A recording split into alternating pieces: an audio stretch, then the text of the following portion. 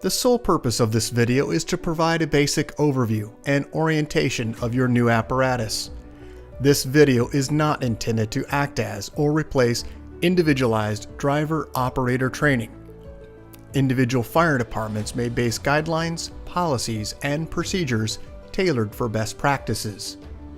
Pierce Manufacturing and Hughes Fire Equipment representatives are not liable for injuries caused from acts resulting from actions inconsistent with the information provided within this video and/or accompanying manuals.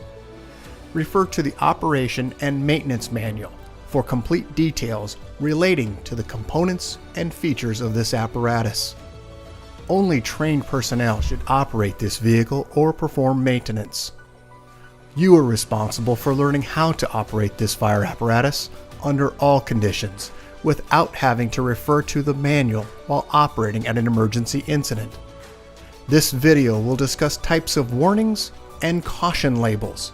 It is your responsibility to locate and identify each of the labels and understand the importance and associated hazards. Warning labels will point out procedure that must be taken or action that must be avoided to guard against the possibility of serious injury or death. Caution labels will advise you that there is a risk of damage to property if certain precautions are not followed. Continuous training, reviewing of operation and service manuals, developing good standardized practices will assist driver operators with a more complete understanding of the components and operation of this fire apparatus. As the driver operator of this vehicle, you are responsible for understanding the function of each component of the apparatus, maintaining control of the fire apparatus at all times while in operation. Make operational and functional changes while operating at an emergency without having to read operator's instructions or safety warning labels. Operate manual override and emergency shutdown procedures immediately if a component fails to operate properly. Components location may vary with each Pierce fire apparatus. Review the exact location of each component prior to operation. Major inconsistencies between your vehicle and the information contained in this video should be directed to your sales representative. Safe operation of any vehicle is the responsibility of the driver operator. You must learn the location and function of all controls, switches, gauges, valves, inlets, and discharges. Due to a higher center of gravity, heavy trucks have a significantly higher rollover tendency than other types of vehicles. To reduce the risk of rollover, avoid making sharp turns, excessive speed, and avoid abrupt maneuvers. In the event of a rollover crash, an unbelted person is significantly more likely to become injured or die than a person wearing a seatbelt. In the event of a crash, unbuckled occupants can also become a hazard to other occupants, as they may be thrown around inside the cab. Seatbelts are required while in operation. Please refer to your warranty certificates for details and information enclosed in your manuals. Customer-installed equipment must be mounted to withstand road travel and comply with NFPA 1901. Modifications such as drilling holes or welding to structural frame components of the chassis are not permitted. Contact Pierce for instruction and review of non-structural sheet metal or other dissimilar metals for modification. Follow the radio installation guide for further assistance on installing or mounting electronics. Before placing your new apparatus into service, perform a primary inspection of key components of the apparatus, including all fluid levels, anti-lock braking systems, electronic stability control, and automatic traction control. Weigh your apparatus to ensure that it conforms to axle and brake ratings. Never exceed the gross axle rating printed on the label inside the cab. Exceeding these ratings could lead to reduced component life, personal injury, or death. Review the use of auxiliary braking systems, compression brake, exhaust brake, electronic retarder, and hydraulic retarder. Before placing the apparatus in service, refer to the operational maintenance manuals. Information on the operation and maintenance functions for the components such as the pump, pressure governor, and foam systems, along with other options, is provided in either the Pierce manuals and/or other manufacturer support information delivered with the apparatus. If you need more information, please contact Hughes Fire Equipment. Congratulations, Portland, Oregon, on your new fire apparatus, job number 32222. Please utilize this job number when referencing your apparatus with Hughes Fire Equipment and Pierce Manufacturing. Let's get started on a brief orientation of your new apparatus. Let's start down at the front bumper. On the side of the front bumper, near the bumper extension, you'll find emergency warning lights and also side-facing perimeter lights. On the face of the bumper, you'll find an emergency warning siren and PA speaker. Just inward of that location, you'll find dual air horns. Moving to the center area, just off the frame rail, you'll find 4 attachment points, tow hooks. Located directly in the center, you'll find your mechanical siren. Moving up onto the body, you're going to find turn signals on the right and left side. Moving up from that location, you'll find the headlight cluster in addition with the marker light. The headlight cluster has a high and low beam. The low beam is on the outer edge and the high beam is on the inside. Moving up from the headlight cluster, you'll find your emergency warning lights just above that. They're red and blue in color. Moving up from that location, you'll find grab handles to gain access to the front windshield, which your windshield has 3 windshield wipers, seamless windshield across the very front. Moving further up on the brow of the apparatus, you'll find 5 running lights located across the top just above the windshield. Located in the front, you'll find 2 forward-facing floodlights. Moving up onto the roof itself, you'll find your emergency warning light bar. Located just above the light bar, you'll find your go light, which is a directional spotlight. Located over the driver's seat in front of the light bar, you'll find your Opticom. As we move to the side, your mirrors contain a flat and also convex portion of your mirror. You also have a side-facing camera. In addition, with grab handles at points of entry for firefighter access. The door handles are equipped with easy latch pulls in addition with a keyed lock. Emergency warning lights are also located on the side of the vehicle, in addition with side-facing scene lights. And on the rear section of the cab, you'll find an additional side-facing seat light.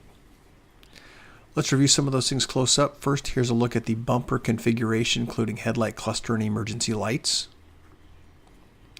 Overhead, you'll find the forward-facing floods and emergency light bar. Let's move back down to the side entrance location for the operator. As we move into the side entrance, you'll find an air inlet outlet with its control. Into the rear portion of the window behind the driver's seat, you'll find when plugged into shore power, this will activate, indicating your battery charger. You also have LED lighting inside all of your compartments. Just beneath the previous compartment we listed, you'll find your foam pump discharge drain and the foam pump intake drain. Moving up onto the back wall of the cab, you'll find a pole light. Moving just inside on the actual body, you'll find backboard storage behind the stainless steel door, in addition with your 3 discharges, which are your crosslays.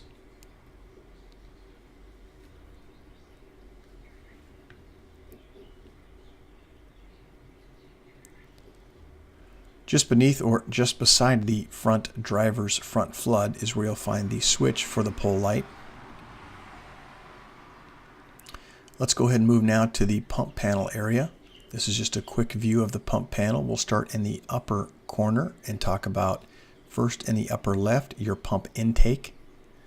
In between the pump intake and the pump discharge, you'll find your vacuum and pressure test gauge ports. And then up in the very upper right-hand corner, you'll find your pump discharge. There are also 2 levers to release this panel to gain access behind it. As we move down, you'll find your foam system instructions for your Husky Foam System 3 and also the specifications behind it. When your pump is properly engaged, you'll find this green indicator light illuminating. And then as we move down for your regen information, you have an amber and red in progress for your regen and also a audible alarm. This is your minimum maintenance pump schedule for 150, 200, and 250 psi. The GPM is on the left-hand side and RPMs are on the right at a governed speed of 1970. Moving over to the right-hand side, we'll go through some of the discharges here. First, let's start in the upper corner with your booster discharge. Moving to the right, you'll find your turret discharge. Moving further down, you'll find your crosslays. First, the front crosslay, 1 3/4 inch. You'll also have a center crosslay, 1 3/4 inch, and then your 2.5 inch crosslay. Each of these are labeled and color-coded. Let's move to the right where you're going to find the number 4 officer side discharge, 2.5 inch discharge. And then you'll move to the far right, you'll find the rear 2.5 inch discharge. And then you'll find further to the right an additional driver's side rear discharge. Let's move all the way back down to the left-hand side, the number 5 discharge. This is going to be on this side, which is a 2.5 inch. Moving to the right on the officer side, the number 2 discharge, which is a 2.5 inch. And on the driver's side, the number 1 discharge, which is also 2.5 inch. As we look to the right, just on the other side of the 2 discharge ports, you'll find the number 3 driver's side discharge. And at the very bottom, you'll find the officer side large diameter discharge. Let's move to the upper right-hand corner where you'll find your engine cooler. These are twist, not pull. Moving to the right, you'll find your recirculating line. Once again, a twist, not a pull.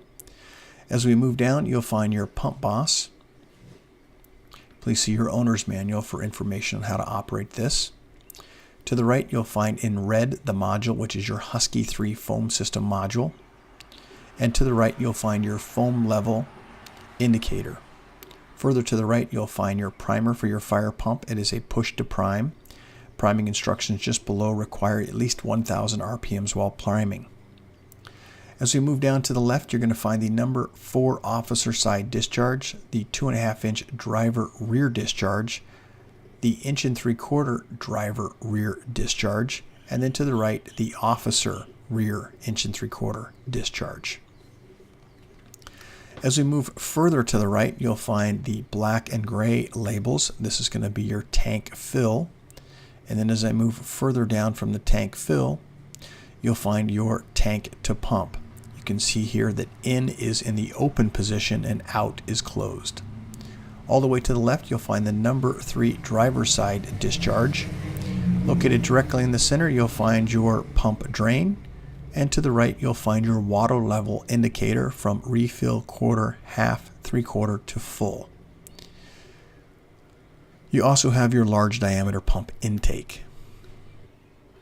Moving just below the pump intake, you're going to find this placard, which is from Watrous, the type of pump you have, indicating the serial number and your pump ratio at 2.46. You'll also find a warning label for foam failure and not to mix different brands or consistencies.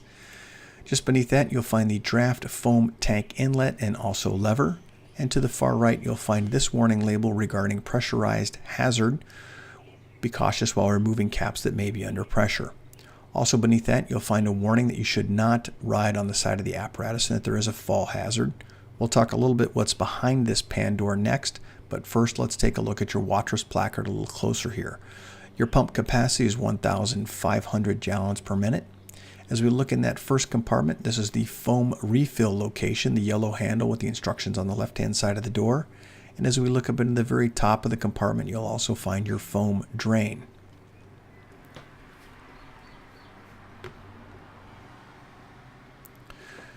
You'll also find the maximum operating pressure here at 250 psi. This is your relief valve for your internal relief. Moving to the left side, you'll find the driver's side 2.5 inch discharge. Once again, the officer side large diameter discharge in yellow. As we move further to the right, you'll find this placard regarding the minimum operation maintenance schedule for your pump. And then all the way down to the left, you'll find a warning label here that only trained personnel should operate this equipment and seek the owner's manual for information. Down in the lower bottom corner, you'll find your driver's side auxiliary inlet, which is a 2.5 inch. And then to the lower left, you'll find the foam outlet. This is for your foam system. Let's move now up to the dunnage area where you'll find the master stream device. This is the indicator in blue with the valve on the right hand side. General view of the cross-lay compartment here. As we look to the top of the cab, you do have a couple warning labels here regarding not standing or walking on this due to a slippery surface. And as we look back to the dunnage area for your booster line, this is a manual location for the tool rewind location. Also in the dunnage area, you'll find the fill location for your foam tank B. There is a warning label here also regarding mixing foam content or also brands. And the water fill location is just on the opposite side. Your compartments have adjustable shelves in addition with LED lighting, and all of your compartments have the ventilation system. As we move further back, you'll find bottle storage locations. We're on the driver's side, and now we're to the rear section for one single bottle storage location. You'll also find your DEF and diesel fill location here, ultra low sulfur diesel, which is the silver cap. As we move the lever down, you'll find the access to the blue cap, which is your DEF fill 4.5 US gallon tank. As we move just over the rear tire, you'll find a tool board with a D handle. There is a release mechanism here if it's pulled all the way to the open position and locked in position. Each of these compartments, once again, LED lighting, adjustable shelving, and also the ventilation system. You do have in the very rear compartment on the driver's side this additional shore power connection. Moving to the rear of your apparatus, we'll find the brake, turn, reverse, and also an emergency light, and also a location where you plug in your shore power. I've got a close-up of this to give you a little bit more information, and also a outward or outbound power plug on this side. Let's take a quick outlook here. This is your Shoreline outlet. It's a 20 amp plug. You also have a Shoreline inlet, which is a 20 amp plug. When plugged in, the green light will illuminate. There is also a warning buzzer. 3 independent controlled rear deck lights, air suspension dump, and also your rear scene lights. There are some warning labels here also regarding pressurized caps and the associated hazards while removing them under pressure, in addition with an entanglement hazard because of those hoses coming above your location, and also a warning here not to ride on the back of the operation for fall instances. Let's look up to the very top of the hose bed where you'll find your traffic advisor lights. As we look to the left-hand side, you'll find your driver's rear 1 3/4 and also the 2.5 inch driver rear discharge, which is a 2.5 inch. As we move to the right, you'll find the 2.5 inch officer rear inlet and also the valve control, and then the officer 1 3/4 discharge.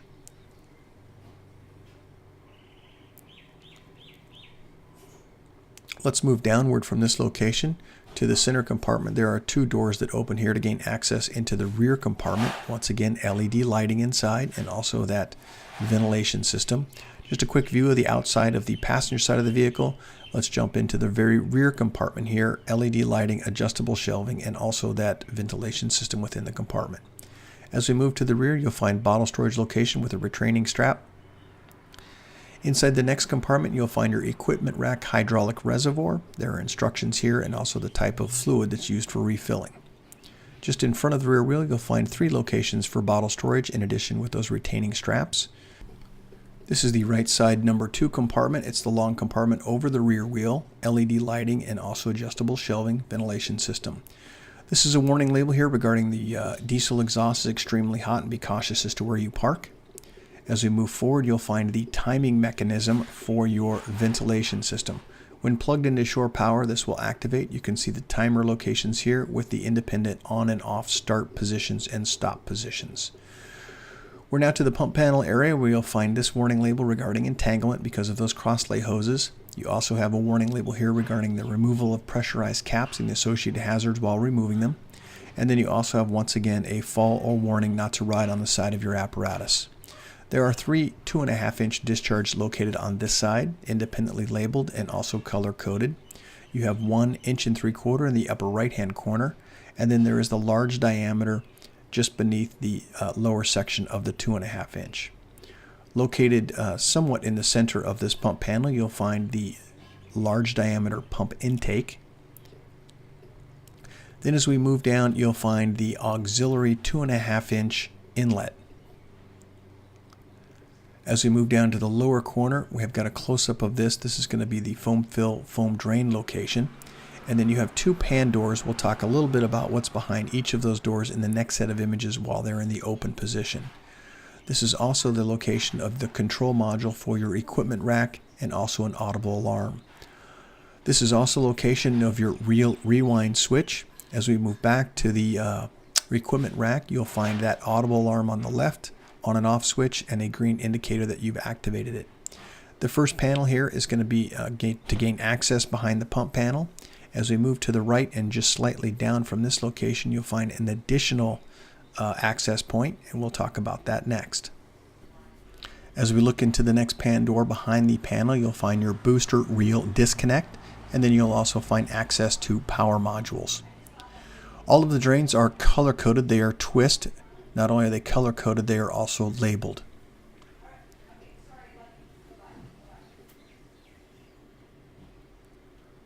We'll now move to the cab area. You'll have an LED lighting here on this pan door. As we move just up from this location, you'll find on the back wall a grab handle for going aloft or loading hose. In addition, with a backboard storage location, this is a through compartment for backboard storage. You can gain access from either of those doors. Let's move inside the cab. At all points of entry, you'll find warning labels here regarding the use of seatbelts and safety advice.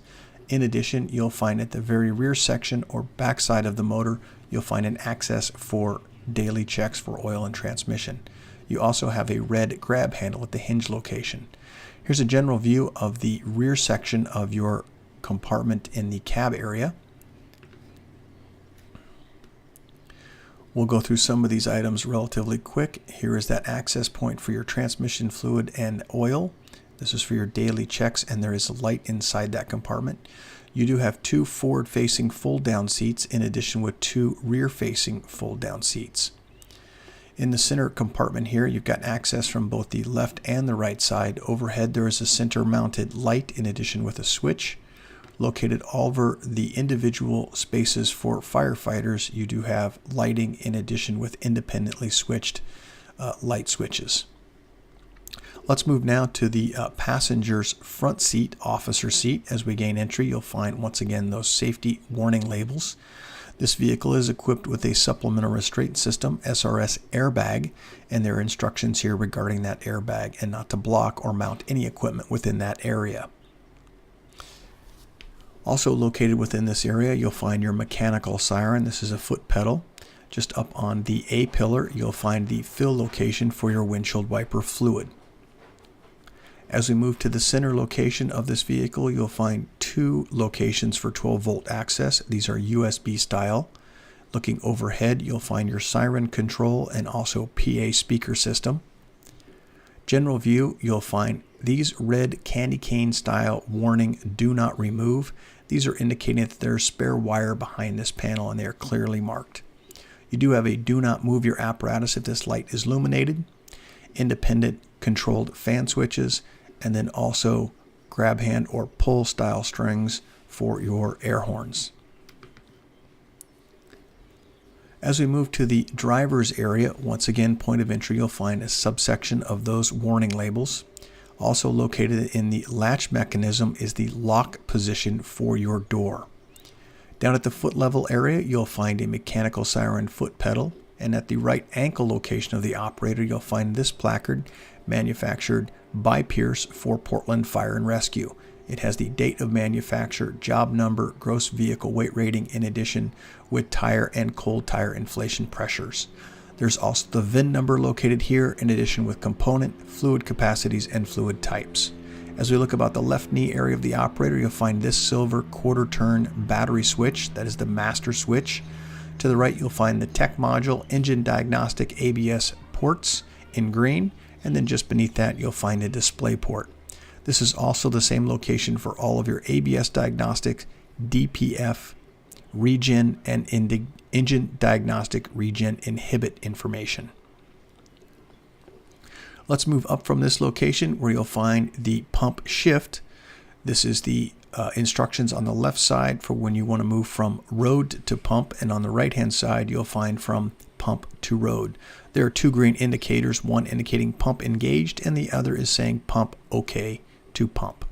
And so those 2 green lights must be indicated for you to exit the cab for pumping operation. To the right, traction control disable, and also your main mirror and convex mirror controls. Let's move to the left side of the dash area where you'll find the wait to start once the ignition switch has been activated, and then you'll find your start switch. To the right, this smaller EM switch stands for emergency master. It will turn on your emergency lights, and to the right you'll find your headlight and also a rocker switch for the panel bright and dim switches. To the right side of the steering column you'll find your OK to engage the high idle and the OK to engage the high idle switch. As we move through the dash, you'll find on the left transmission oil DEF level and water temperature, and to the right you'll find the volts, fuel, front and rear air. Located in the center, your tachometer and speedometer with diagnostic information above and below the speedometer. Let's move slightly to the right. You'll find this yellow diamond. This is your system parking brake, pull to apply, push to release. As we move up, you'll find your Pierce command zone. At the very top here, tremendous amount of information at your fingertips. Please see your owner's manual for more information. Down in the lower right, you'll find your Allison transmission pad, and then a set of rocker switches, which we'll go over next. Let's start on the left-hand side with the auto start, air suspension dump, engine brake, which is an on-off switch, and then moving further to the right, you'll find for your engine brake a high, medium, or low setting. And then to the right, you have an air horn switch and also a mirror switch. The two outer switches have green indicators when they've been activated. This is your climate control for defrost, heat, and AC. Located above, you'll find a visual warning, and also to the right-hand side, you'll find an audible warning. The audible warning does have the ability to dampen by turning right to left. Let's look at this yellow placard here. This is located overhead. It is the height 9 feet 10 inches, length 30 feet 7 inches, and a gross vehicle weight rating of 43,500 pounds. This also has the job number 32222-01, indicating this is the first engine in this job number. Overhead, you'll find the emergency master, load manager, perimeter lights, a siren brake, and also your fog lights and emergency light dimmer. These are going to be just over the operator's head. Let's move further to the right and we'll find another control module. This is going to be your traffic advisor. You can see there's a power on and off and also a function switch. Moving further to the right, you'll find your driver alley lights, driver scene lights, front scene lights, rear scene lights, officer scene lights, and officer alley lights. Those are also independently switched with an indicator once they are lit. Moving slightly to the right, you'll find your alarm silence and also a siren brake and 4 future switch locations. Since we have the cab tilt in the upright position, there is a safety bar that's located where the arrow is indicating. You also have 6 batteries located on the passenger and driver side, 3 on each side.